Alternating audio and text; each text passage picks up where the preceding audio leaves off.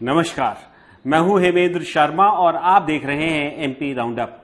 मध्य प्रदेश की मोहन यादव सरकार ने राज्य की सीमा पर बने ट्रांसपोर्ट डिपार्टमेंट के 39 चेक पोस्ट को अबॉलिश यानी कि खत्म कर दिया है और इसके लिए मुख्यमंत्री मोहन यादव की हर तरफ वाहवाही हो रही है। एक्स जो पहले ट्विटर हुआ करता था, वहां पर आज धन्यवाद मोहन जी ट्रेंड भी कर रहा है। ट्रांसपोर्ट एसोसिएशन के लोग इस निर्णय को ऐतिहासिक बता रहे हैं और मुख्यमंत्री मोहन यादव का धन्यवाद भी कर रहे हैं। तो आखिर इस निर्णय में ऐसा क्या छिपा है? ट्रांसपोर्ट डिपार्टमेंट के लोग इस निर्णय को ऐतिहासिक क्यों बता रहे हैं और क्यों मुख्यमंत्री मोहन यादव का धन्यवाद कर रहे हैं? इसके लिए हमको पहले समझना होगा कि आखिर इन 39 चेक पोस्ट पर होता क्या था। तो इन 39 चेक पोस्ट पर हर महीने लगभग 100 करोड़ रुपए की अवैध वसूली की जाती थी और ये अवैध वसूली करने वाले होते थे प्राइवेट कटर्स, जिनको अवैध रूप से ट्रांसपोर्ट डिपार्टमेंट के अधिकारियों ने अपॉइंट किया होता था। और इन कटर्स के ऊपर हाथ होता था स्थानीय नेताओं का और स्थानीय पुलिस का। ब्यूरोक्रेट्स, नेता, पॉलिटिशियन, पत्रकार सभी इन्वॉल्व थे। ऊपर से लेकर नीचे तक सभी को इस अवैध वसूली का कट जाता था। तो सवाल आज यही है कि जो मोहन यादव सरकार ने ये निर्णय लिया है, भले इसके लिए केंद्र सरकार ने भी उनको पत्र लिखा हो, लेकिन सवाल यही है कि अगर उन्होंने ये निर्णय लिया है और ट्रांसपोर्ट एसोसिएशन के लोग इससे खुश है तो उनके लिए साधुवाद। लेकिन सवाल जो ये है कि आखिर इतने सालों से या दशकों से जो इस स्कैम को, अवैध वसूली को मध्य प्रदेश में चला रहा था, उनका क्या इसके लिए कोई जांच होनी चाहिए? और आखिर वो कौन कौन नेता, पुलिस वाले, ब्यूरोक्रेट्स और पत्रकार थे जिनको हर महीने इस अवैध वसूली से कट जाता था? और इस मुद्दे पर बात करने के लिए हमारे साथ मौजूद हैं senior journalist mister Arun Dixit. Sir, बहुत बहुत स्वागत है आपका। धन्यवाद। सबसे पहले तो ये बताइए कि ये जो निर्णय है मोहन यादव जी का, मुख्यमंत्री का, आज बहुत हर तरफ वाहवाही हो रही है। All India transport Congress association के लोग भी धन्यवाद कर रहे हैं। पुंडीचेरी में धन्यवाद प्रस्ताव हुआ है, एक्स पर ट्रेंड कर रहे हैं। आखिरकार ऐसा क्या है इस निर्णय में आपके हिसाब से जो इतनी खुशियां मनाई जा रही हैं? ऐसा क्या हो रहा था इसकी जो 39 जो चेक पोस्ट पे, इन पे ऐसा क्या हो रहा था कि देशव्यापी लोगों में खुशी की लहर है? हेमंत जी, ये जो चेक पोस्ट थे, बॉर्डर चेक पोस्ट अलग अलग राज्यों के, उसमें कुछ बहुत ज्यादा चर्चा में रहते थे, कुछ कम चर्चा में रहते थे। जैसे होता ना छोटा आदमी बड़ा आदमी, वैसे छोटे बड़े पोस्ट थे। ये पोस्ट रिकरिंग खर्चा चलाते थे सरकारों का, मतलब वो जो पैसा मिलता था रोज का रोज, इस पर सरकारी कर्मचारियों की, जैसे आरटीओ के लोगों की नौकरी या डेपुटेशन पे पुलिस से भेजे जाने वाले लोगों की नौकरी रहती थी। लेकिन ये एक पैरेलल अर्थव्यवस्था थी जो भ्रष्टाचार से चलती थी, जो ट्रक वालों से वसूली होती थी। जैसे ट्रक ओवरलोड करके जा रहा है, पेपर में कोई कमी है, कुछ नहीं है। मैंने अपनी आंख से देखा है। अभी पिछले महीने मुरैना में बाय रोड आगरा से आ रहा था तो मेरे आगे आगे ट्रक था। ट्रक ड्राइवर ने हाथ निकाल के पैसे दिए, वहां आरटीओ के लोग खड़े थे, उन्होंने पैसे लिए और वो निकल गया। जिसने कुछ किया वो रुका। पूरे मध्य प्रदेश में मैं पिछले 30 साल से देख रहा हूं, ये काम निर्बाध गति से हो रहा था और बहुत इसको बैलेंट वो था। आप सोचिए कि कटर, उसको पता है कि किसको कितना कहां जाएगा, इतनी ईमानदारी से काम होता था। मैं आपको बता दूं, अपने दर्शकों को बता दूं कि एक सिस्टम बना हुआ था सर कि 3 तरह की पर्चियां छपवाई जाती थी, गुलाबी कलर की, हरे कलर की और सफेद कलर की। और इन कटर्स के माध्यम से ट्रक ड्राइवर्स को दी जाती थी, उनसे महीने का पैसा वसूल किया जाता था और वो अपने कागजों के साथ इन पर्चियों को चिपका देते थे। और जिनके पास ये पर्चियां होती थी उनसे ये माना जाता था कि ये अपना वसूली जो है वो पैसा दे चुके हैं, जाने दिया जाता था। बाकी सबको हैरेस किया जाता था, तो दूसरे तरीके से वसूली होती थी। तो लेकिन अगर आज सरकार ने ये हटाया है तो आखिरकार इसकी जिम्मेवारी तो बनती है कि पीछे जो इसको चला रहे थे उन लोगों के खिलाफ कोई एक्शन होना चाहिए। हेमंत जी, मैं तो दूसरी चीज पूछता हूं कि ये जो 100 करोड़ जी, जिसमें सबका हिस्सा होता था, हमारी बिरादरी के लोगों से लेके जिले का कलेक्टर, जिले का एसपी, जिले का बड़ा न्यायिक अधिकारी, सबके पास ट्रांसपोर्ट में सबका हिस्सा था। मतलब वो ये ऐसा नहीं था कि जब कद्दू कटेगा तो सब में बटेगा, वो सब में बटता था। अब होगा क्या? कहां से आएगा पैसा? उन लोगों का क्या जो सरकार में बैठे हैं और जो सरकार के भरोसे हैं। मैं मैं पार्टी की भी बात कर रहा हूं और उनके मातृ संगठन की भी बात कर रहा हूं, सबको मिलता था। वो कहां से आएगा? मोहन यादव ये भरपाई कहां से करेंगे? ये सबसे बड़ा सवाल है, क्योंकि लोगों की तो आदत पड़ गई।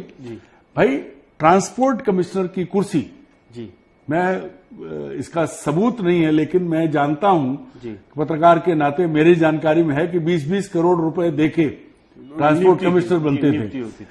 बैरियर पर जाने, प्रतिनियुक्ति पे पुलिस वाले करोड़ों रुपए देकर जाते थे। मैं कह रहा हूं, बैरियर पर वो जाने के लिए कितना पैसा देते थे। और मुख्यमंत्री अपने सिक्योरिटी स्टाफ में, हर मुख्यमंत्री लगे लोगों को बैरियर पर भेज देते थे पुरस्कार के तौर पर, चाहे वो दिग्विजय सिंह हो, चाहे वो शिवराज सिंह हो, चाहे वो उमा भारती हो, चाहे वो बाबूलाल गौर हो। सर, मेरा आपसे एक सीधा सवाल चाहे है। कमलनाथ हो, सभी के लोग, सभी से जुड़े लोग बैरियर्स पर रहे। मेरा आपसे सर सीधा सवाल है, डायरेक्ट क्वेश्चन, कि पिछले 2 दशक से, या अगर आप कह रहे हैं दिग्विजय सिंह के टाइम से अगर आप कह रहे हैं, तो साल 2003 से पहले से लेकर 93 से 93 से लेकर जिन जिन लोगों की ट्रांसपोर्ट बतौर कमिश्नर अपॉइंटमेंट हुई है, जो पुलिस वाले लोग प्रतिनियुक्ति पर ट्रांसपोर्ट डिपार्टमेंट में गए हैं, क्या उन सभी लोगों की जांच होनी चाहिए या नहीं होनी चाहिए? देखिए, मैं आपको एक किस्सा सुनाता हूं। या उनकी वेल्थ जो उन्होंने एक्यूमुलेट की है उसकी जांच होनी चाहिए? मैं वही बता रहा हूं कि एक ट्रांसपोर्ट कमिश्नर, वैसे तो वो सभी परिचित रहे हैं, लेकिन एक ज्यादा करीबी थे, तो वो जब थोड़ा असर में आ जाते थे, 2-3 पैक नीट पीते थे, वो उनकी आदत थी। उसके बाद कहते थे, मेरा भाई मुझको लक्ष्मी का वाहन कहता है। तो इतना पैसे की जो लोग ट्रांसपोर्ट में, मतलब ट्रांसपोर्ट में रहा हुआ एक कांस्टेबल जी भी इतना कमा लेता है कि वो उसकी 2 पुस्त आराम से खाएं। और आरटीओ रहे या जो ट्रांसपोर्ट में डिप्टी ट्रांसपोर्ट कमिश्नर, आरटीओ और जो डेपुटेशन पे गए लोग, प्रशासनिक एसडीएम भी आरटीओ बने हैं, खूब घालमेल खूब रही है। ऐसा नहीं कि सिर्फ आरटीओ, चारों तरफ। तो सिर्फ प्रसाद दिया जाता था, ये कहा जाता था, अच्छा ठीक है तुमने सेवा की, चलो बना दिया आरटीओ। अच्छा तुमने सेवा की, चलो तुमको सेंधवा बॉर्डर दे दिया। सबसे कमाई के बॉर्डर, इनमें करोड़ों रुपया रोज जो आ रहा था, जिनमें सबसे ज्यादा आता था। कुछ कम वाले बैरियर थे, कुछ इतने थे कि जिन पे गिनना मुश्किल होता था जी। और इनका तो छोड़िए भाई, पार्टी हो, विरोधी दल हो, सत्तारूढ़ दल हो, जिले के कलेक्टर हो, एसपी हो, सबके पास रहता था।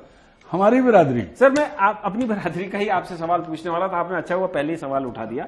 मैं आपसे ये पूछना चाहता हूँ, एक कोई लिस्ट सर्कुलेट हो रही है कि ट्रांसपोर्ट डिपार्टमेंट से हर महीने जिन पत्रकारों को पैसा जाता था उनकी एक लिस्ट अभी सोशल मीडिया में सर्कुलेट हो रही है, लोग उसकी बातचीत कर रहे हैं। क्या आपको उस लिस्ट के बारे में जानकारी है?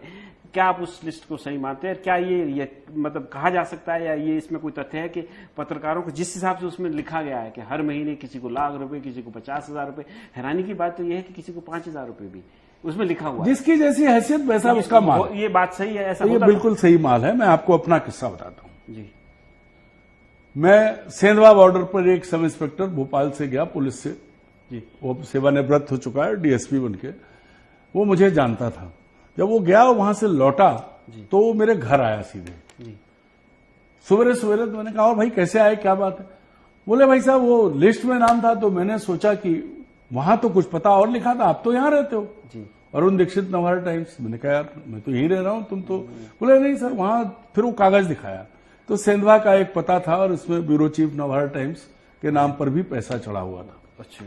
तो ये परंपरा जो जहां, चाहे वो इंदौर के पत्रकार हों, भोपाल के पत्रकार हों, ग्वालियर के पत्रकार हों, जहां जहां जो चेक पोस्ट है उन जिलों के, और भोपाल में सबको बाकायदा दक्षिणा घर बैठे आती रही है, ये परंपरा है। पर लिफाफे में वजन आपकी हैसियत देख के होता, या आपकी नंगई कितनी, आपकी न्यूसेंस वैल्यू कितनी है, इसके हिसाब से पैसे सबको मिलते रहे हैं। आज भी मिल रहे होंगे, क्योंकि अब तो और ज्यादा दायरा बढ़ गया है, तो इसमें कोई शक नहीं, मैं इसको मानता हूं। अच्छा, अब मेरा सर अगला जो सवाल है वो ये है कि जैसे आपने कहा कि इनकी मातृ संस्था जो है उसको भी पैसा जाता था, वो भी इससे पोषित होती थी, पार्टी भी पोषित होती थी, सरकार के टॉप ब्यूरोक्रेट्स भी पोषित होते थे, पत्रकार जो इनके नजदीक थे या जिनकी कोई न्यूसेंस वैल्यू थी वो भी पोषित होते थे। तो आखिर ये निर्णय क्यों लिया गया है?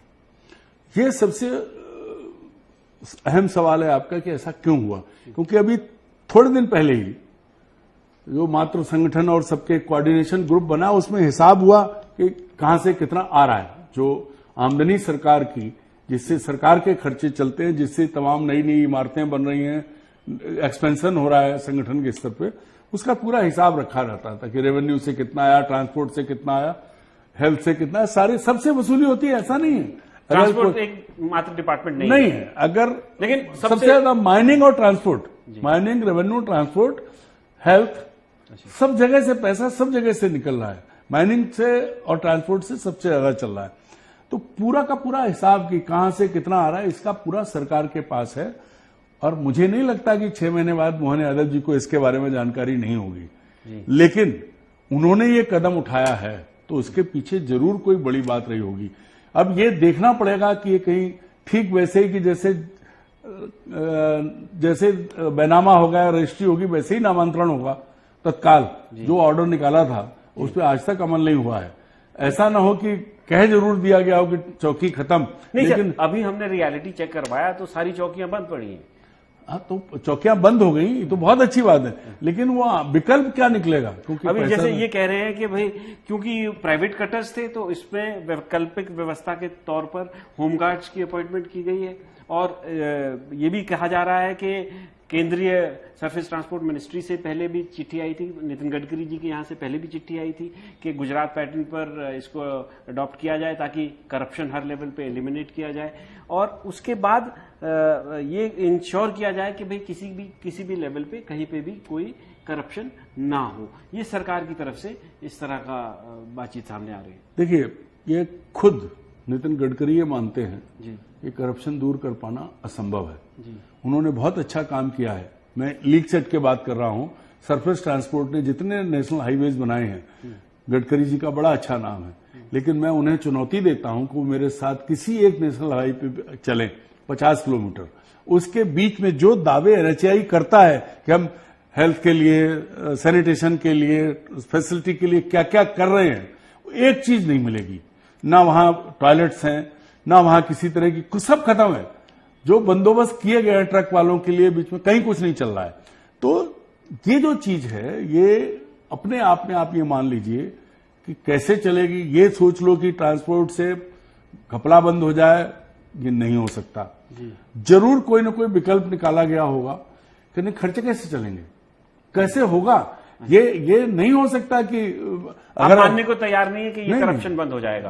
और ना ही ये सरकार करप्शन बंद करना चाहती है। कोई नहीं करना चाहता, कर ही नहीं सकती, और अगर चाहती भी है तो कर नहीं सकती। हाँ। अच्छा सर, मेरा फाइनल सवाल आपसे है, मतलब करप्शन अभी बंद तो फिलहाल तो हुआ ही है क्योंकि ये चेक पोस्ट बंद है। ये इसका कुछ न कुछ रास्ता, मान लीजिए वो प्राइवेट कटर्स जो थे उनकी जगह खाकी वर्दी पहन के होमगार्ड बैठ जाएगा, तो ये तो नहीं कहा गया कि वसूली नहीं होगी। भाई होना ये चाहिए कायदे से कि जो ओवरलोडेड ट्रक है उसके लिए तो दस्ते बने हुए हैं, नहीं सब है, की जरूरत क्या है? वही कह रहा हूं कि वो सब उसका जो है प्रॉपर, उस पर जो जुर्माना लगता है वो सब टेक्निकली पूरा होता रहे। अगर वो होता रहे तो सरकार के खजाने में बहुत पैसा बढ़ जाएगा।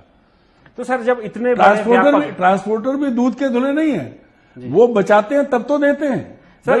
अच्छा मान लीजिए कि ये इतना बड़ा व्यापक स्तर पे, इतना मैसिव स्केल पे अगर जब करप्शन हो रहा था, दशकों से हो रहा था, तो इसको मतलब जनता के सामने कम से कम ये पता चले कि इसमें कौन कौन लोग इन्वॉल्व थे, क्या क्या पैसा, कितना पैसा किसने खाया, उसके लिए क्या आपको लगता है किस तरह की जांच होनी चाहिए? या कोई जांच हो सकती है, या कोई कभी होगी या नहीं होगी? देखिए, जांच होगी ऐसा मुझे लगता नहीं है। जांच हो सकती है, बिल्कुल हो सकती है। मैं एक आम आदमी की हैसियत से ये बताता हूं कि उन बैरियर्स पे जहां ये कटर्स थे, 4 कटर्स को उठा के इंटरोगेट करे। ईडी कहां है, सीबीआई कहां है, क्योंकि अरबों रुपए का रोज खेल हो रहा है। तो उसको अगर वो 4 कटर्स, क्योंकि सब जानते हैं कटर्स ही अरबपति बने हैं सालों में। 30 साल में मैंने कुछ कटर्स की हैसियत देखी है। ट्रांसपोर्ट डिपार्टमेंट के लोगों की छोड़ दीजिए जी, फॉर्च्यूनर गाड़ी से, फॉर्च्यूनर तो छोटी गाड़ी है, आप मर्सिडीज की 2-2 करोड़ की गाड़ियों में भी घूम रहे हैं, बस नाम किसी और की होती है। सबके पास पैसे। भोपाल और बड़े शहरों के आसपास की जमीनों में देखिए, आप याद करिए जबलपुर का एक एआरटीओ जिसके घर में क्या नहीं निकला था, जिसके पास करोड़ों की, जिसके घर में मतलब प्राइवेट होम थिएटर, अरबों रुपए की संपत्ति थी, क्या हुआ उसका? ट्रांसफर हटा दिया गया था, सस्पेंड वो भी नहीं हुआ था। क्यों? क्योंकि वो चेन इतनी मजबूत थी। जांच हो सकती है, जांच की जा सकती है, सच सामने लाया जा सकता है, लेकिन लाया नहीं जाएगा। लेकिन मोहन यादव में इतनी हिम्मत नहीं है कि वो इसकी जांच करवा लें।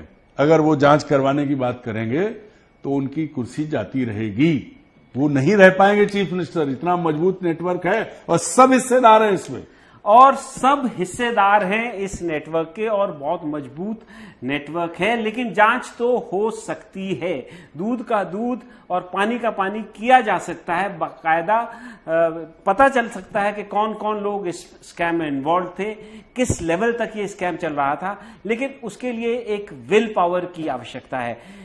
क्या मध्य प्रदेश के मौजूदा मुख्यमंत्री मोहन यादव इस विल को दिखाएंगे? क्या इसमें इंक्वायरी होगी? क्या इसमें जांच होगी? ये समय बताएगा। लेकिन बहरहाल उन्होंने इन 39 चेक पोस्ट को बंद किया है। इसके लिए वो ट्विटर पर ट्रेंड कर रहे हैं, सॉरी माफ कीजिएगा, एक्स पर ट्रेंड कर रहे हैं। पहले ये ट्विटर हुआ करता था। ट्रांसपोर्ट एसोसिएशन के लोग उनका धन्यवाद दे रहे हैं, इस निर्णय को वो ऐतिहासिक बता रहे हैं। तो निर्णय तो ऐतिहासिक है ही, क्योंकि हर जगह ये जो 100 करोड़ रुपए के लगभग हर महीने उगाई होती थी, इसका कट जाता था। एमपी राउंड अप में आज सिर्फ इतना ही। कल फिर मुलाकात होगी, तब तक के लिए थैंक यू, गुड बाय।